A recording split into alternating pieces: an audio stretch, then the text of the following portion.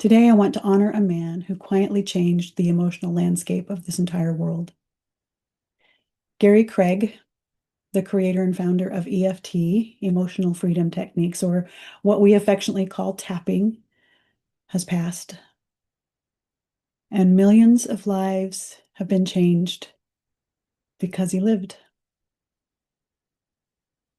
I'm going to tell you the story in first person, but I want you to hang out until the very end because Spirit has given me an insight about this man and his mission that I think will inspire you and should inspire all of us to really live out our full divine destiny.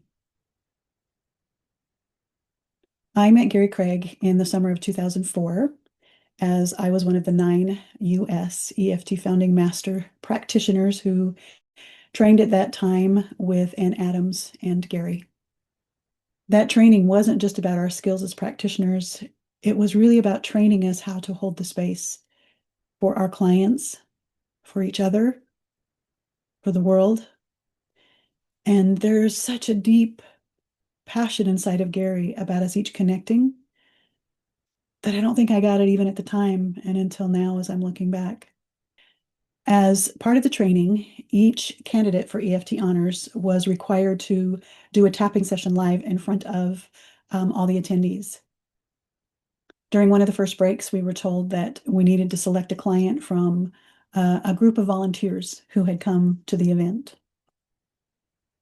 So I settled myself and I said a little prayer, and then I just kind of let it go. I tootled off to the restroom, got a drink, and was walking back to the room when I saw Dan. He and his wife were coming down the stairs, and Spirit was tugging me. I knew it was right, but I have to be honest, my ego was flaring and it was going, "Oh, God, you have to be kidding me." See, this is Dan.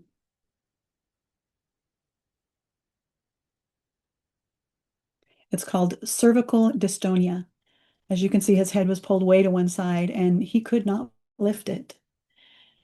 So for a few minutes, I stood with Dan and his wife on the stairs, and as we were walking back into the room, and we had a lovely conversation. We talked about all the things we had in common, military life. I can't remember if he'd served or if he had a child. And we talked about our children. We talked about EFT. And I asked him if he'd be willing to be my client. And he was a little hesitant, as was I, as you might imagine. So when the time came for Anne to call my name and ask me who I wanted to work with, I told them who I'd chosen for my client. And Dan stood up, and yeah, even Gary looked a little concerned. See, most of the applicants that were there were actual therapists. These were people who were licensed and psychologists, and me, I'm just a spiritual coach. And at the time, I was a new one at that because I barely qualified to even be there. I had squeaked under the first prerequisite of having been practicing for 3 months. I think I was just 3 weeks over that line of having practiced for 3 months. So, yeah, it felt like everyone in the room was holding their breath with me. But because of Gary, because of my experience with tapping, with EFT, I knew I just needed to trust God and the process. Because, tapping might look like magic, but it's actually very scientific. And I have discovered that when we get ourselves out of the way, our ego gets quiet and spirit can come in, everything changes. So we began the session as I always do. I was interviewing Dan, waiting for that moment of feeling like we had rapport. And I think it's really important that we understand that the interview serves two purposes for me. The first is obviously I get to know the person, but secondly, it helps me help the client slow their ego down. My first priority, of course, was that I wanted Dan to feel safe. I wanted him to feel seen. I wanted him to feel heard, grounded. I wanted him to know there was zero judgment coming from me. I had nothing but love for him. And I remember asking him to give me an idea about what an ideal session, what could he hope for in this hour? And he was very honest. He said he didn't actually expect that he would have healing, but he knew that he would feel better and he was looking for spiritual insights. He didn't maybe say it that way, but that's what he said. And I need to throw in a sidebar comment here that as I was interviewing Dan, Gary Craig was at the back of the room pacing back and forth and back and forth. And I actually saw him mouth the words, just start tapping. So I had to kind of calm myself because I knew spirit wasn't ready. I wasn't ready, but yet he let me work. He didn't rush me. He didn't say anything. He held the space and he waited. And whether he knew it or not, I was waiting like I always do. I'm waiting for what I've learned to call the ping. And it's this intersection between where I know the client's ego is calmed, their heart is open, and spirit has shown up. And then I felt it, that ping. And I took a great, deep, slow breath and we just started tapping. We tapped on his embarrassment of always being stared at. We tapped on his sadness for his wife, on his anger at feeling betrayed by his body, right? Slowly and gently, we tapped and tapped. And somewhere in there, out of the corner of my eye, I noticed that Gary had stopped pacing. He was leaning against the wall with his arms crossed on his chest, and he was just focused on what was happening. And then Spirit showed me the connection. And I asked Dan about his religious upbringing. I asked him to tell me a little bit about what, the religion he had raised in, the belief system, etc. And we tapped on the fear of God. We tapped on strict rules. We tapped on the fear of disappointing people. We tapped on anger and disappointment from his parents. And then as we started to dig a little bit deeper, my spiritual eyes saw the connection. And I asked him, Dan, I wonder what a child raised with that much pressure must feel like. How was your nervous system wired? It was wired to perform and to be afraid. And he agreed. And so then we tapped on a simple line. Even though shame makes it nearly impossible for me to hold my head up. Dan kind of stuttered as he said the words, but it was obvious because it hit. Oh, I can still feel it. So I paused and let it settle for a minute, and then he smiled. And then his countenance changed. And then the atmosphere in the room changed.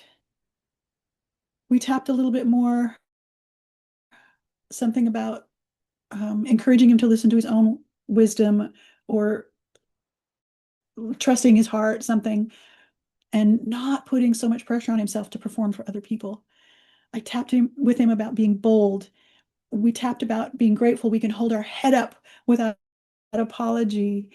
And I remember that as we were tapping and coming to the close of that session, Dan gave me a great big hug. His neck wasn't straight, but boy, his spirit was standing. I could see the spirit man of Dan, relieved, bold, encouraged. Later in the day, several of the other candidates took the opportunity to tap with Dan, and I'd like to imagine that each of us contributed to his feeling seen and respected and honored. And I was honored that Dan asked me to sit in on the sessions. He asked me to be there with him to hold that space because he did feel the Spirit of God. And as you can see by the image at the end of the day, he was able to lift his head a little bit. You'll have to look at the tape. We put an arrow on there that you can see the tape on the wall behind his head. But the story for me wasn't over yet. The next day, a few of us were asked to do a second session. And man, this beautiful woman named Olivia had approached me the night before asking if we could get together after the classes or after the whatever and do sessions. And so I asked her if she would be willing to do a public session with me as my guinea pig. We don't like that word, but sit on the love seat with me. I like saying it that way. And so once again, everyone watched and we held the space and we listened to spirit and we tapped into that higher realm and we released and relieved so much of her internal pressure. I don't remember what we tapped on, but I do remember that towards the end of the session, Gary and a few of the other people who were grading us, so to speak, came in and they were watching intently because I can't remember what God did for Olivia, but I will never forget the energy in that room, the feeling as we retested her numbers and every one of those tens had zeroed out.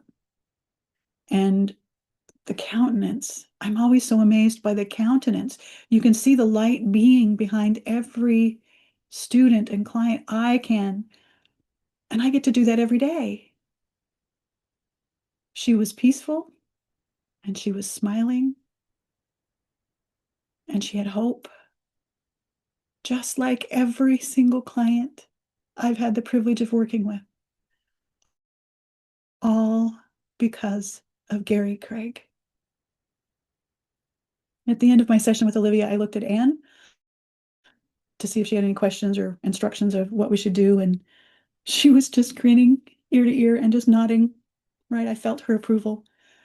But the room was silent. You could have heard a pin drop. It was literally that still.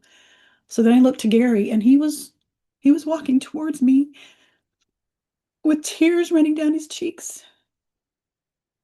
And I can still remember watching him and noticing the teardrops land on his windbreaker. And he didn't say a word. He just wrapped me up in a great big hug. Gary's heart was so sensitive to spirit because he knew it. He knew the love of God. He knew it when he saw it. He knew it when he heard it. He knew that he was helping people get there, whether he was fully conscious of the depth of his power or not. He was doing it. The next morning, I got to have breakfast with Gary. I was sitting at the table in the little cafe when he came in, and we sat down and we, in very hushed and reverent tones, talked about his experience of what I would call encountering God.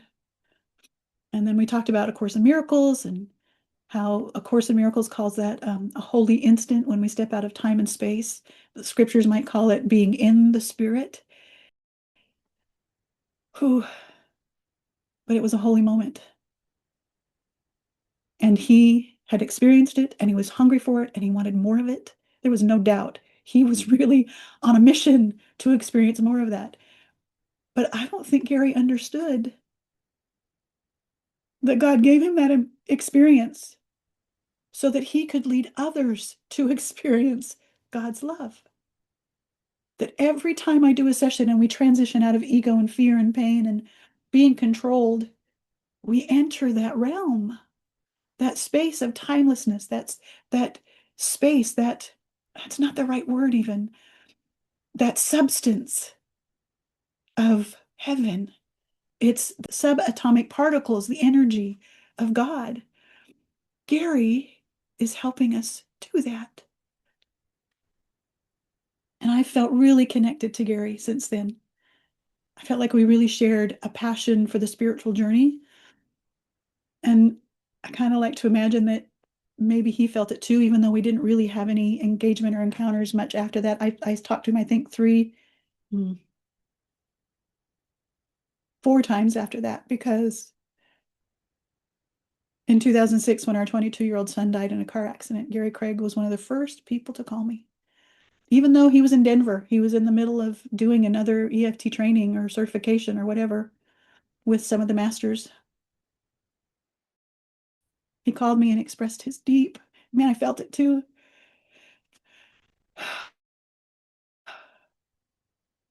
It meant the world to me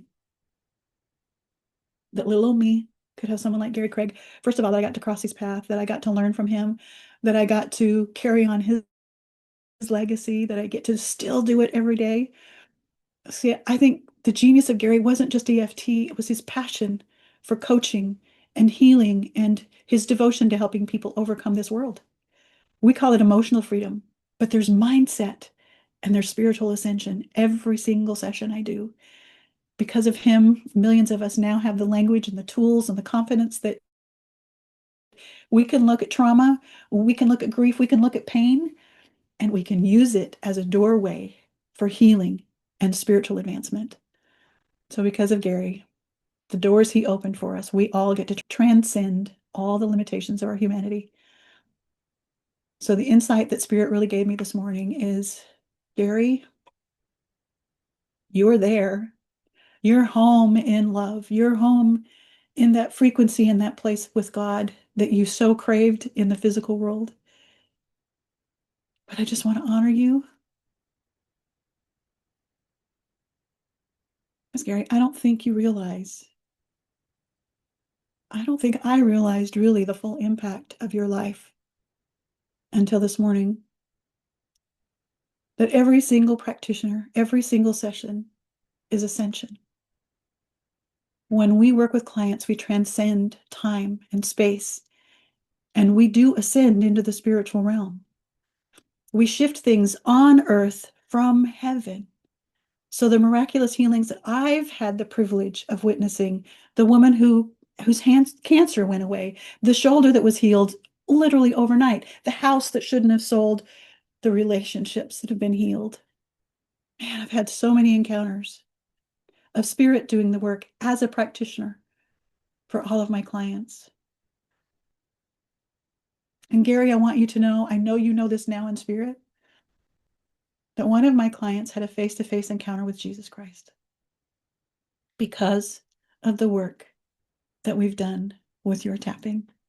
We got her ego, who had been so hurt and offended by religion that didn't even want to hear the name of Jesus, but was in such turmoil and such pain, that I began to open the possibility that the creator of this universe, the Lord of Lords, wanted to speak to her, even if she didn't want to speak to him. And she did. He showed up in her car when she was desperate and in pain. And she told me, she even told him, I don't believe in you. And he just laughed and said, that's okay. That's love. That's what Gary was craving. That's where he's living now. That's what he's helping us do with every single client, is just love. Gary, we couldn't be doing this without you. Thank you for your brilliance. Thank you for your courage. Thank you for your tenacity. I thank you for your curiosity. And you're one of the people in this world that I think had bodacious self-confidence. So I thank you on behalf of myself, every one of my clients now and into forever, for every practitioner that I know has a testimony of their own, just like this. Gary, you've inspired us to leave a legacy. We love you. We honor you. We thank you.